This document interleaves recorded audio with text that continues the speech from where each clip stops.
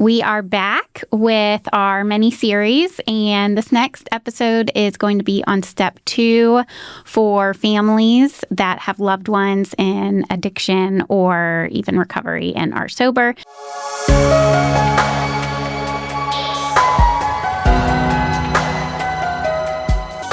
We have Miss Kathleen with us again, who is sharing all the things for us and teaching us. So I'm just kind of going to go back a little refresh. So if you're just coming into step 2, last topic we did step 1, of course. So we use this book, Paths to Recovery, and we also use the Blueprints for Progress when we do step 4. So today we're just going to stay in the hardcover book, and we're going to do step 2. Okay. And you'll notice my book, lots of highlights, lots of underlines, lots of things in the notes in the columns. And where these come from on the sides is when I sit in on the men's group. And I sit in on the men's group and you're teaching the same step. Mm-hmm. And I'm like, oh, that would be a good point to bring up. That would be a good point to share.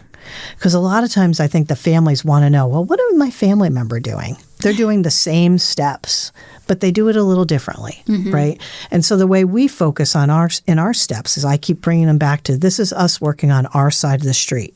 This is our work, not their work. They're doing their own work. And it looks a little different. The steps are exactly the same. Yes. And the guys will ask me that too. They'll be like, what do you mean there's steps? So they have their own steps? And I read it and they're like, hey, that's our step. I'm like, yeah, that's your step, right? So step 2, came to believe that a power greater than ourselves could restore us to sanity. Step 1, we learned, about the fact that our lives were unmanageable, right? And that we were powerless over this. And step 2 gives us hope that something greater than ourselves, because we've been trying all along, it hasn't worked, right? And so now we have something here. So step 2 reaffirms that we may be powerless, but we are not helpless and we are not alone. So we talk about, the higher power and what does that look like? Many people come to the groups, the family groups, and they already have a strong belief in God, right? Or higher power. And I tell them they don't have to, change what they believe. I explain that what we do with the men is we ask them to set aside their belief and to just go out and create their concept of God. Because very often the concept that an alcoholic or an addict might come in with is something of punishment. Mm-hmm.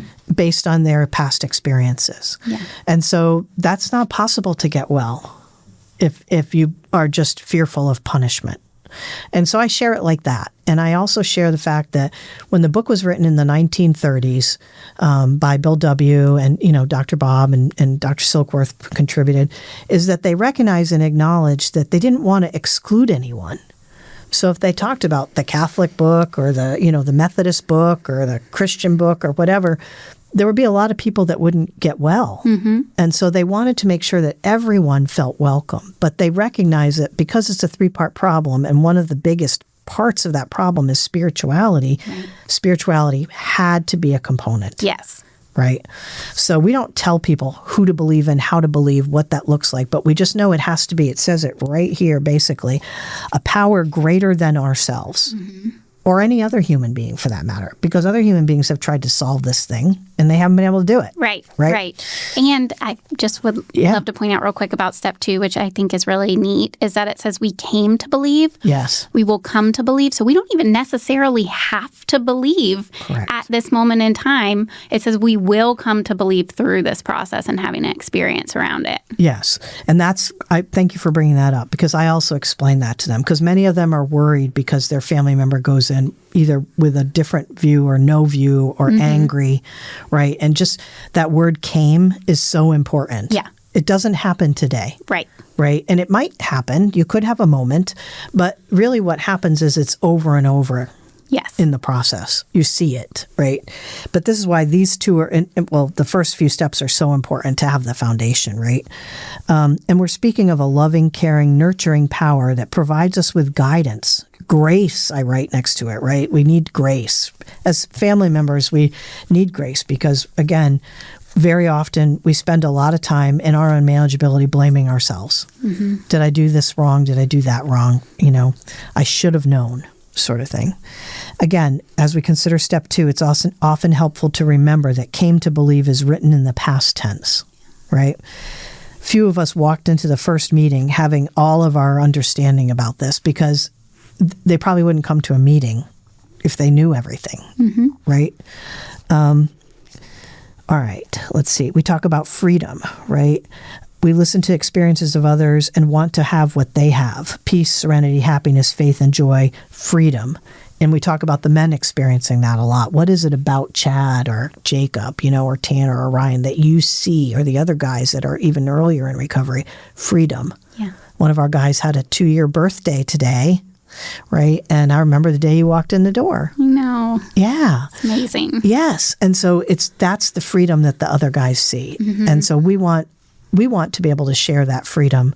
And that's the part I also love about our family program is it kind of created itself, right? It did. And so we don't just limit it to people that have someone in impact right now. We have people that their family members have been home. They've been home for a long time. And they will send me a message saying, Kathleen, are you sure it's okay if I keep coming? I'm like, yes, because you give the new families hope. Yes. Right? And you share about some of the things that happen, some bumps, but then how the person's able to come back from it. Yeah. Right? I had a situation the other day with one of the guys, and it was something that he had forgotten to do, right? And he had gone home on a trip, and he had forgotten to do something. And he sent me a message, and it created a little bit of craziness on my side. But I did it, right? It was like what I do. But then he sent me a message and he said, Miss Kathleen, I want to apologize if I created any confusion in your day. Aww. I was so excited. And so I called him right away and I said, I know I'm not supposed to say it's okay, but what I want you to know is I'm so grateful that you were willing to acknowledge that it could have created that. Yes. This is the change. Right. It doesn't happen right away. It doesn't happen in 35 days. It takes time. And everyone's a little different. Yeah. Right? Yes. All right, I got off the task there. With step 2, in the support of a loving fellowship, we begin to learn how to recognize and accept our own part in the family disease of addiction. Whoa, what do you mean we had a part in this thing? I'm not the one with the problem. We go back again to step 1, because I get a lot of that when we get to that part, right? Acceptance of step 2 is paramount to working the rest of the steps. If we trip over step 2 and skip to other steps, it indicates a lack of acceptance of step 1, right? Just like you said, we've got to keep going back. Yes. Right? Because it's a big part of it is, well, maybe it's not a disease. Maybe, and I think that's the part of, well, if it's a disease and you're telling me that they have it for the rest of their lives, does that mean they can't ever be happy? Right? And that's the fear of accepting that it's a disease. That's what I think anyway. Yeah. Yeah. Does that make sense? All right. How could such a good person do such bad things? Right. And then I write, because they have a disease. Exactly. Right? Parents, we didn't raise them to be this way, right? Or a wife, he isn't the same person I married. There's a lot of that statement. We talk about that. Some of us reject religion of any kind and call ourselves either agnostics or atheists. It's important to hear that, whether we practice a particular religion or not. All of us are welcome here, right? And that's the piece I like about that too. Yet when we approach step 2, we may suspect that a group ideology will be revealed and we'll be forced to conform or leave. Instead, the group's members turn us toward defining our own idea of a higher power. We come to believe that such a power could exist and might help us, right? The power that we can pray to, your will, not mine, right? And we get to that a little bit more. And it must be a sustainable power, right? That's the other piece about it. So let me go here. Serenity prayer. Of course, we all know that one, I think. On page 20, right? And again, I write next to it the 3 C's. God grant me the serenity, the peace to accept the things I cannot change. I can't change this disease, right? Courage to change the things I can, how I react and respond to it, and the wisdom to know the difference. And early on, and even in times of real crisis, we don't always have the wisdom. We need the group. We need, whether it's the whole group or just someone that we connect to that we can talk to. Yes. Just like you guys. Yes. Right? Sure. Because step 2, it says, came to believe a power can restore us to sanity. So I have to believe, and you as a family member you have to believe that you're insane around this. Because if I don't believe I'm insane as the alcoholic around the drink or the drug, then why in the world would I think a power is going to grant me sanity? I don't need sanity. I'm fine. Right. And from my experience being on the other side of it too, having a loved one in active addiction, I was absolutely insane, crazy, neurotic, and I could not do that. Yes. And to have this, like, God will, restore me to sanity around that. This is all so important for the families because they're not happy either when they're going through all this. And so to be able, like we've been talking about, to be at peace, to have freedom, regardless of what our loved one is doing, like that is just so amazing. Yes. Just that sitting in that peace. Yeah. Yeah. It's just in the storm, right? Mm-hmm. And so in step 1, we learned that we didn't cause the disease. We couldn't control it or cure it. Step 2 offers us an option, sanity. Right? With this new perspective, we truly begin to experience the hope that so many think of, this freedom. Sanity can be defined in many ways. Many share they no longer purchase alcohol for an alcoholic or drugs, right? Or give them money. Others speak of removing themselves from tumultuous situations. Some share of diffusing arguments by merely stating, "You might be right."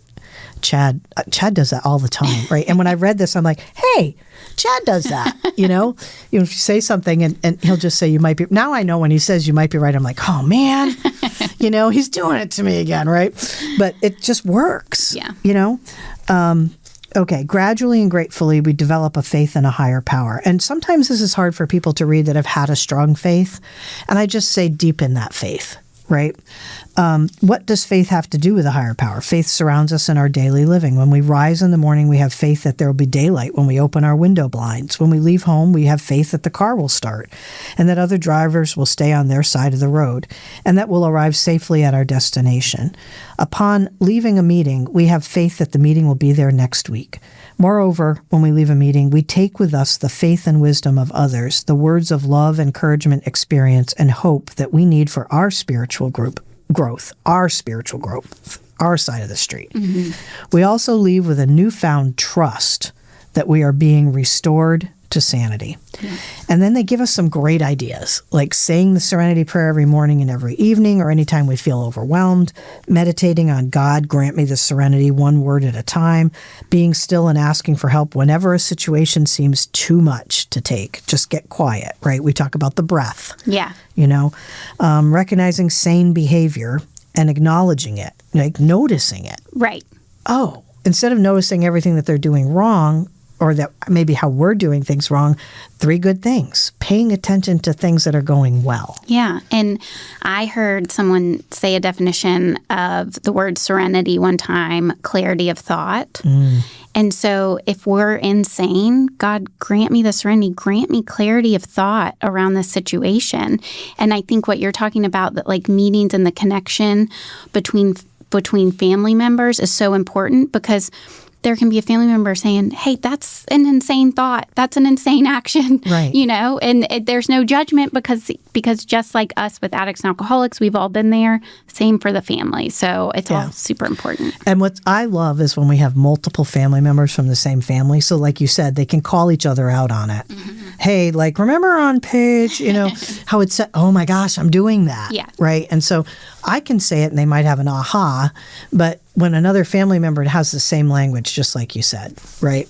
And that's the other part, is we're speaking the same language that they're speaking. It's different in how we interpret it because of our different needs. But once they hear this, they can now have conversations more with their loved ones, right, about what they're doing. And so we talk about 3 good things, which talks about here making a list of things that go beyond understanding, that have happened in the life that may suggest the existence of a higher power, right? Asking for the courage to change the things we can, and then completely letting go of the results, right? Which can be hard. It can be really, really hard. Really, really hard. We talk about, letting go, letting God, right? God, I can't, you can. And I always say, I think I'll let you, because I like to actually believe I have a choice in this matter, which I do have a choice, but I think you know what I mean. Yes, yeah. yes. So I add that, I think I'll let you, So that pretty much is, step 2. Again, I can't, God, you can, I think I'll let you.